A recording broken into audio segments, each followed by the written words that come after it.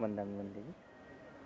संघ काया फाउंडेशन को आप इतनी दूर तक ले गए, इसके लिए आपको किन किन कठिनाइयों को सामना करना पड़ा, वो बताइए। कोई भी जो संस्था रही, कोई ऑर्गेनाइजेशन रही या कोई बिजनेस रहा, कोई पॉलिटिकल पार्टी रही या देश रहे, तो उसको आगे ही लेके जाना चाहिए, ऐसा सब लोगों को लगता है। बाबा साहब भी कहते हैं कि मैं बड़ी मुश्किल से ये कारवां यहाँ तक के लेके आया हूँ।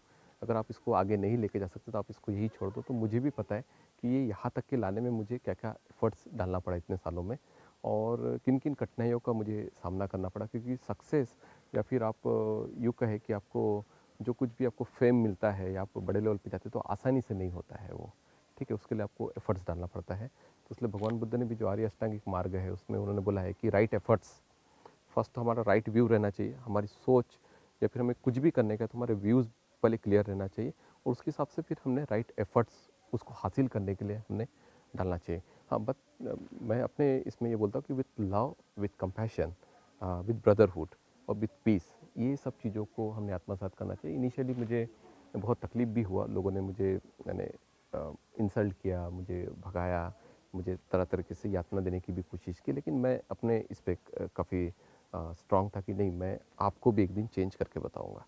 तो ये जो पॉजिटिव अप्रोच है या फिर पॉजिटिव एटीट्यूड है, तो जो नेगेटिव को पॉजिटिव में बदल सकता है वो इंसान कुछ भी कर सकता है। ये बात आप ध्यान में रख लो कि अगर आपका कोई दुश्मन है, अगर आप अपने दुश्मन को अगर आपने परिवर्तन कर पाए तो यूँ समझ लेना कि आप विश्व में किसी को भी बदल सकते हैं। अगर अपने दुश्मन को आपने बदला नहीं सके और अपने अपने दुश्मन को आप अपने करीबी नहीं बना पाए तो आप कुछ नहीं कर सकते हैं।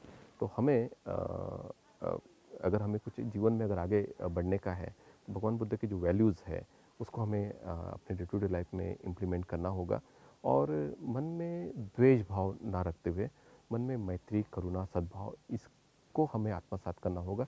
हो सकता है कि इनिशियली आपको तकलीफ होगा लेकिन इसके लॉन्ग टर्म रिजल्ट बहुत अच्छे रहेंगे।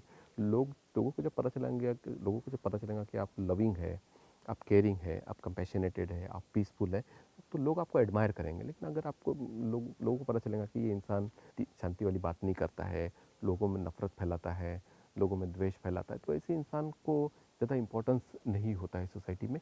इवन जो लॉ ऑफ नेचर है वो भी ऐसी इंसान को प्रोटेक्ट नहीं करता है। भगवान बुद्ध के जो वैल्यूज़ को जो प्रोटेक्ट करता है उसको जो भगवान बुद्ध का धम्म है उसको वो प्रोटेक्ट करता है।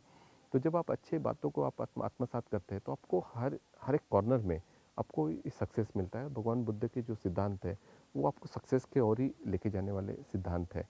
तो इवन मुझे भी काफ़ी तकलीफ़ों का सामना करना पड़ा, लेकिन मैं अपने जो भगवान बुद्ध के जो सिद्धांत है उससे मैं पीछे नहीं हटा और मैं अपने काम के प्रति काफ़ी फोकस रहा हूँ।